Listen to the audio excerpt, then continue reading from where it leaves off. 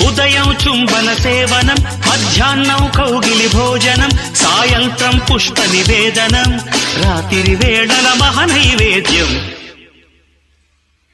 మనసు మనసుల సంగమం తను. ఉదయం చుంబన సేవనం, మధ్యాహ్నం కౌగిలి భోజనం, సాయంత్రం పుష్ప నివేదనం, రాత్రి వేళల మహనైవేద్యం. మనసు మనసుల సంగమం తను.